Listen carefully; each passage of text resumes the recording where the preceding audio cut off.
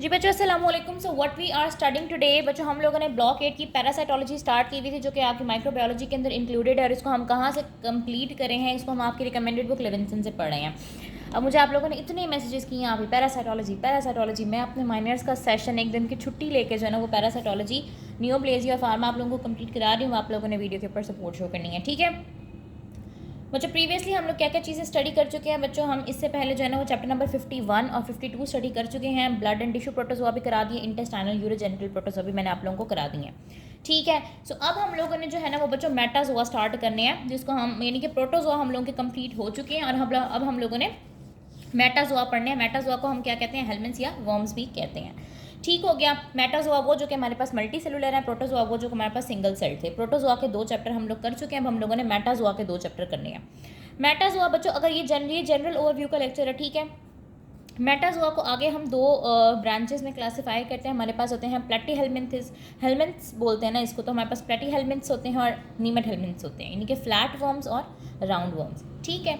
अब जो हमारे पास बच्चों फ्लैट वर्म्स होते हैं उसको आगे हम मजीद 2 क्लासेस में डिवाइड करते हैं। They can be either trematodes या इनको फ्लूक्स कहते हैं, and they can be either cestodes या टेप वर्म्स। अब प्रीमाटोड्स तो हमारे सिलेबस के अंदर नहीं है, so we will be studying only cestodes, जो कि आज का नेक्स्ट लेक्चर्स में हम लोग डिस्कस करने जा रहे हैं चैप्टर नंबर 54 को, ठीक हो गया। और जो राउंड वर्म्स हैं ये भी हमारे सिलेबस में है, ये हम चैप्टर 56 के अंदर पढ़े होंगे। सो मेटाजोआ को हम डिवाइड करते हैं प्लेटी हेलमिंथ्स में और निमेट हेलमिंथ्स में। और प्लेटी हेलमिंथ्स आगे हमारे पास 2 तरह के हैं, ट्रीमाटोड्स या फ्लूक्स और सिस्टोड्स या फिर टेप वर्म्स। सो सिस्टोड्स हमने स्टार्ट करने हैं। सिस्टोड्स का मैं आप लोगों को एक जनरल ओवरव्यू देती हूँ इस लेक्चर के अंदर।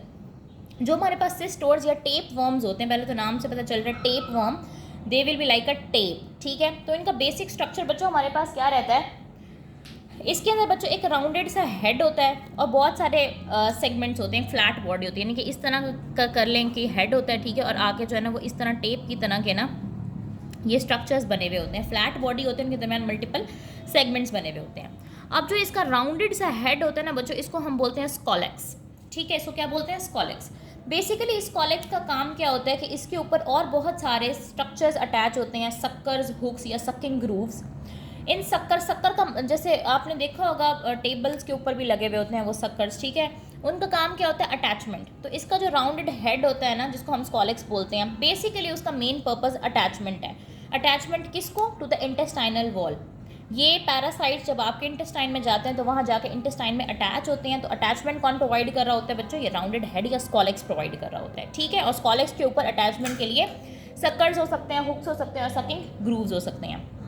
फिर हमारे पास क्या होता है, स्कॉलेक्स के आगे एक फ्लैट बॉडी होती है जिसके अंदर मल्टीपल सेगमेंट्स होते हैं और हर सेगमेंट को हम बोलते हैं प्रोग्लॉटिड, ठीक है। हेड को क्या बोलेंगे, स्कॉलेक्स, और जो फ्लैट बॉडी होगी जिसमें मल्टीपल सेगमेंट्स होंगे, हर सेगमेंट को हम बोलेंगे प्रोग्लॉटिड, ठीक है। अब जो वर्म होता है ना वो नए प्रोग्लॉटिड्स प्रोड्यूस करता जाता है।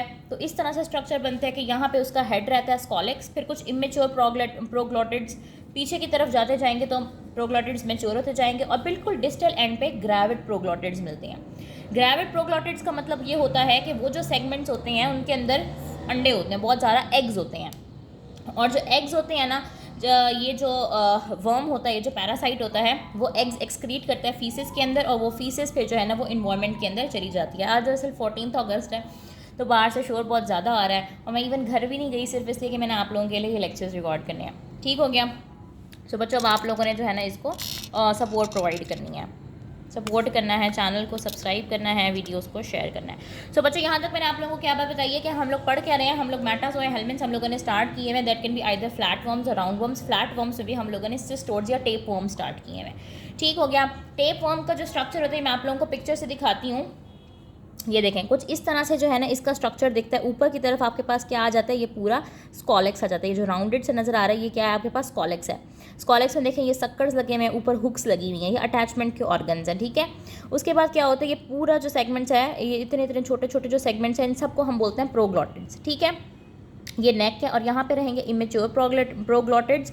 जैसे जैसे ये आगे बढ़ता चला जाएगा मैच्योर प्रोग्लॉटिड्स और एंड में जाके हमारे पास क्या रहते हैं, ग्रेविड प्रोग्लॉटिड्स। ग्रेविड नॉर्मली हम जो है ना ग्रेविड का वर्ड प्रेगनेंसी या प्रेग्नेंट के लिए यूज़ कर रहे होते हैं। सो ग्रेविड प्रोग्लॉटिड का मतलब है कि वो सेगमेंट्स जिनके अंदर एग्स भरे हुए हैं, ठीक है। एंड वाले सेगमेंट्स डिस्टली हमारे पास ग्रेविड प्रोग्लॉटिड्स होते हैं जिनके अंदर अंडे होते हैं और ये अंडे फीसेस में पास होकर इन्वायरमेंट के अंदर जाते हैं और फिर इन्वायरमेंट से आपके अंदर जाके या किसी भी और एनिमल के अंदर जाके इन्फेक्शन कॉज कर रहे होते हैं। ठीक हो गया, बेसिक स्ट्रक्चर आप लोगों को समझ आ गया। अब बच्चों हम यानी ह्यूमंस किस तरह से ये इन्फेक्शन एक्वायर कर सकते हैं, उनको कैसे ये इन्फेक्शन हो सकती है। सो दो तरीके हैं बच्चों, या तो ह्यूमन कोई ऐसा जानवर का गोश्त खाएं जो कि कच्चा है, जैसे बीफ जो कि काऊ का गोश्त होता है, या पोर्क जो कि पिग का गोश्त होता है। ठीक है, ये गोश्त खाने से, जानवरों का गोश्त खाने से जिसके अंदर ये लार्वा मौजूद हो, यानी कि अंडर कुक्ड मीट हो या अनकुक्ड मीट या फिश हो जिसके अंदर इन पैरासाइट्स के लार्वा मौजूद हो। अच्छा, आप लोगों ने एक सीक्वेंस ज़रूर याद रखना है कि हमारे पास ये जो ये पैरासाइट है या ये वर्म्स हैं, इनका लाइफ साइकिल किस तरह से चलता है कि सबसे पहले एग होता है, एग से लार्वा निकलता है, लार्वा से एडल्ट। या एक और चीज़ इसके अंदर ऐड कर लो कि एग से पहले एम्ब्रियो बनता है, एम्ब्रियो से फिर लार्वा बनता है और लार्वा से आगे एडल्ट फॉर्म बनती है। ठीक है, सो ह्यूमंस किस तरह से इन्फेक्ट हो सकते हैं कि ह्यूमंस लार्वा इंजेस्ट कर लें। ठीक है, लार्वा कैसे इंजेस्ट करेंगे? अब लार्वा ऐसे हवा में तो नहीं फिर रहे, लार्वा होंगे किसी मीडियम के अंदर। फॉर एग्जाम्पल आपने बीफ खाया, अंडर कुक था, सही से पक्का बनी था, कच्चा गोश्त था, उसके अंदर लार्वा पहले से मौजूद थे, तो आपने वो गोश्त खाया, लार्वा आपके अंदर गए और आपके अंदर जाके कौन सी फॉर्म बनेगी? एडल्ट फॉर्म बनेगी। आपने लार्वा खाया, लार्वा अंदर जाके एडल्ट बनेगा आपकी इंटेस्टाइन के अंदर जाके। सो एक तरीका तो ये हो गया कि ह्यूमंस ने लार्वल स्टेज खाया और अंदर जाके वो एडल्ट वॉर्म बन गया आपकी इंटेस्टाइन के अंदर।